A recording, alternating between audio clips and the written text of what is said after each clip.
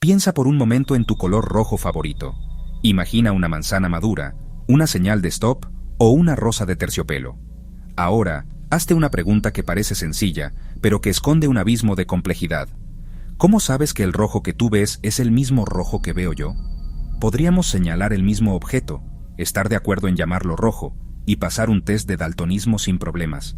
Pero la sensación interna, la pura experiencia de rojez que aparece en tu mente, ¿es idéntica a la mía?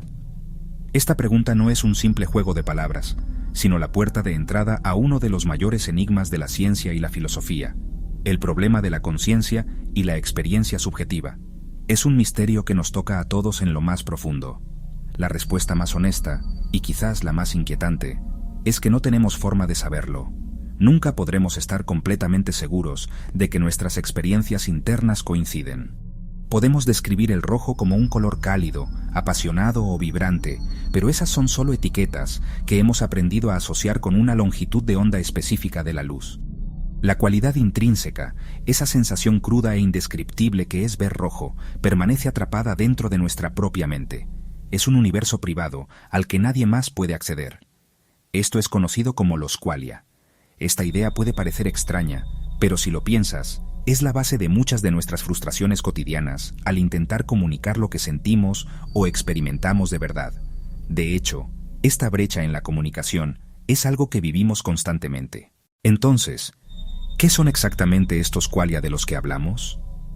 La palabra puede sonar técnica, pero se refiere a algo que todos conocemos íntimamente. Los qualia, en singular quale, son las cualidades subjetivas de la experiencia consciente. No son el objeto en sí ni la reacción física que provoca, sino la sensación interna y personalísima que acompaña a esa percepción. El rojo de la manzana no es la manzana, ni la luz que refleja ni la activación de los conos en tu retina. El quale del rojo es la rojez misma, la experiencia de ver ese color. Es el dolor punzante de un pinchazo, la dulzura del azúcar en la lengua, el sonido melancólico de un violonchelo, la sensación de calidez del sol en la piel. Los filósofos han identificado varias características clave de los qualia. Primero, son subjetivos y privados.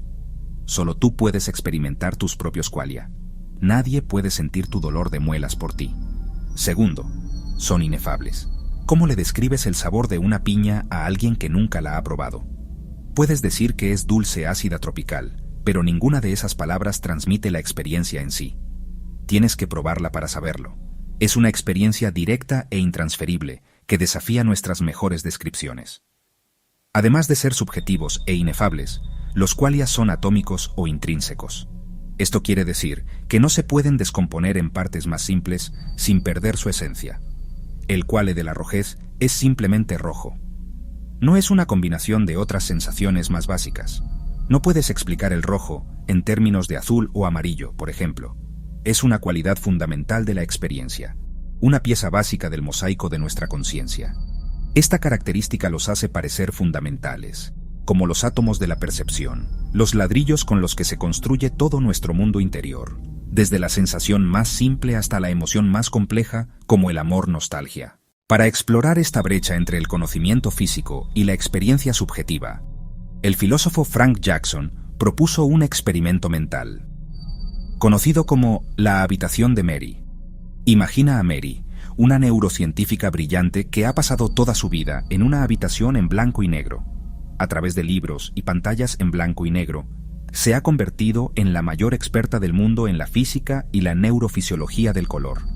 Sabe absolutamente todo lo que hay que saber sobre cómo el ojo humano procesa las diferentes longitudes de onda de la luz, qué neuronas se activan en el cerebro, cómo el lenguaje clasifica los colores. Conoce la ciencia del rojo a la perfección. Un día, la puerta de la habitación de Mary se abre y por primera vez ve una manzana roja. La pregunta clave del experimento es, ¿aprende Mary algo nuevo? Según la lógica del experimento, la respuesta es sí.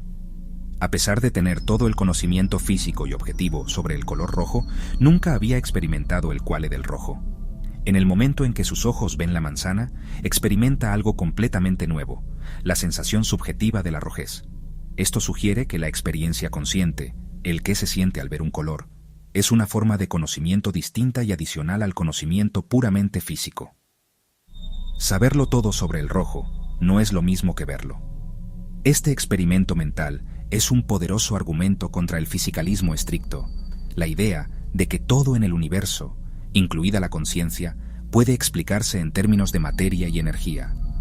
Si Mary aprende algo nuevo al ver el color rojo, significa que había hechos sobre el mundo, hechos sobre cómo es experimentar el rojo, que no estaban incluidos en su conocimiento físico completo. Por lo tanto, el conocimiento físico no es todo el conocimiento que existe. Los qualia, esas experiencias subjetivas, parecen ser algo más, algo que se escapa de las descripciones puramente objetivas y científicas del universo. Es una idea que desafía profundamente nuestra visión del mundo. Por supuesto, el experimento de Mary ha generado un intenso debate. Algunos filósofos defensores del fisicalismo como Daniel Dennett y Paul Churchland argumentan que Mary no aprende un hecho nuevo, sino que adquiere una nueva habilidad, la habilidad de reconocer el rojo. Imaginar el rojo, recordar el rojo. Curiosamente, con el tiempo, Jackson refutó su propio argumento. Decidió que la experiencia de Mary correspondía a un evento físico medible en el cerebro, no incognoscible o qualia más allá de la explicación física. Concluyó que tras ver el color rojo, Mary no aprendió nada nuevo sobre el mundo, aunque sí algo nuevo sobre ella misma. Sin embargo, aún no hay una respuesta definitiva a la pregunta. Para llevar el problema de la conciencia a un terreno aún más extraño, el filósofo David Chalmers nos presentó la idea de los zombies filosóficos. Olvídate de los zombies de las películas que comen cerebros. Un zombi filosófico es un ser hipotético físicamente idéntico a un ser humano en todos los aspectos, molécula por molécula. Se comporta exactamente igual que una persona consciente. Ríe con los chistes, llora con las películas tristes, habla de sus sentimientos, discute sobre filosofía. Desde fuera, es indistinguible de ti o de mí. Sin embargo, hay una diferencia crucial. Por dentro, no hay nadie. No tiene ninguna experiencia subjetiva, ningún quale. Es pura oscuridad interior, un autómata perfecto sin conciencia. La pregunta que plantea este experimento mental ¿es concebible la existencia de un zombi filosófico? Si puedes imaginar un mundo físicamente idéntico al nuestro pero sin conciencia, entonces la conciencia no puede ser una propiedad puramente física. Si un zombi es lógicamente posible, aunque no exista en la realidad, significa que la conciencia es un ingrediente extra en el universo, algo que no se sigue necesariamente de las leyes de la física. Este argumento, al igual que el de la habitación de Mary, busca demostrar que una descripción completa del mundo físico no es una descripción completa del mundo, porque deja fuera la experiencia consciente. Otro experimento mental que desafía nuestra intuición sobre la mente es el cerebro de China, o la nación china, propuesto por Ned Block. Imagina que replicamos el funcionamiento de un cerebro humano utilizando a toda la población de China. Cada persona en China recibe un teléfono y un conjunto de instrucciones. Cada persona actúa como una neurona y las llamadas telefónicas entre ellos simulan las sinapsis. El sistema en su conjunto está organizado para imitar perfectamente la actividad neuronal de un cerebro humano durante, digamos, 1 hora. La pregunta es, ¿tendría este sistema, la nación china en su conjunto, una experiencia consciente? ¿Sentiría algo? La mayoría de la gente respondería instintivamente que no. Parece absurdo pensar que un sistema de personas hablando por teléfono pueda generar una sensación de dolor o la experiencia de ver el color azul. Uno de los mayores obstáculos para compartir nuestra experiencia interna es la herramienta que usamos para hacerlo, el lenguaje. Las palabras son símbolos o etiquetas que hemos acordado para referirnos a objetos, acciones o ideas en el mundo exterior. Funcionan de maravilla para decir, pásame la sal o el tren llega a las 5. Sin embargo, cuando intentamos describir el mundo interior, el lenguaje muestra sus limitaciones. Como mencionamos antes, describir el sabor de una fresa es casi imposible. Puedes usar analogías, como es dulce como el azúcar, un toque ácido, un aroma floral, pero ninguna de estas palabras es el sabor en sí. Son solo pobres aproximaciones. Esta inefabilidad de los qualia es fuente de frustración y malentendidos. Piensa en cómo hablamos de las emociones. Decimos, estoy triste. La tristeza de perder un trabajo. La tristeza de recordar a un ser querido. La melancolía de un día gris. Usamos la misma palabra para un abanico de experiencias ricas y matizadas. El poeta, el novelista, el músico. Dedican su vida a sortear esta limitación con metáforas, imágenes y ritmos. Pero incluso el arte más sublime solo puede sugerir, más nunca transmitir, la experiencia directamente. La ciencia, con su lenguaje preciso y objetivo, enfrenta un problema mayor. Un neurocientífico puede medir la liberación de dopamina en alguien enamorado. Esa fórmula química no captura la euforia, la ansiedad o la sensación de plenitud. La ciencia describe correlaciones, causas y efectos, no la experiencia misma. Es como leer la partitura de una sinfonía en lugar de escucharla. Ante este profundo misterio, la neurociencia moderna no se ha quedado de brazos cruzados. Los científicos están trabajando incansablemente para encontrar las correlaciones neuronales de la conciencia, o CNC. La idea es bastante simple. Si podemos identificar qué actividad específica en el cerebro está directamente relacionada con una experiencia consciente particular, podríamos empezar a desentrañar el código. Por ejemplo, mediante técnicas como la resonancia magnética funcional o la electroencefalografía. Los investigadores pueden observar qué áreas del cerebro se encienden cuando una persona informa que está viendo un rostro, escuchando un sonido, sintiendo una emoción. El objetivo es encontrar el patrón mínimo de actividad neuronal que sea suficiente para que surja una experiencia consciente. Se han logrado avances impresionantes en esta área. Sabemos que ciertas áreas de la corteza cerebral parecen ser cruciales para la conciencia. Por ejemplo, las regiones parietales o las regiones frontales. La actividad en estas redes parece integrar información de diferentes partes del cerebro para crear una experiencia unificada y coherente.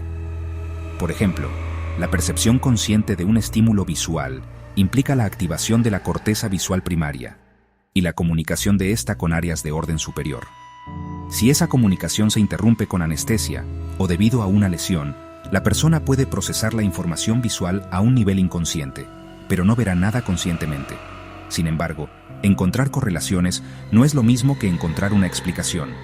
Descubrir que la actividad en el área cerebral X se correlaciona con la experiencia de ver el color rojo no nos dice por qué esa actividad específica se siente como rojo y no como azul, o como el sonido de una trompeta o como nada en absoluto. Este es el famoso problema difícil de la conciencia, acuñado por David Chalmers. El problema fácil es entender cómo el cerebro procesa la información. El problema difícil es explicar por qué ese procesamiento va acompañado de una experiencia subjetiva. Dada la dificultad de explicar la conciencia dentro de la física clásica, algunos pensadores han buscado respuestas en el lugar más extraño y contraintuitivo de la ciencia, la mecánica cuántica.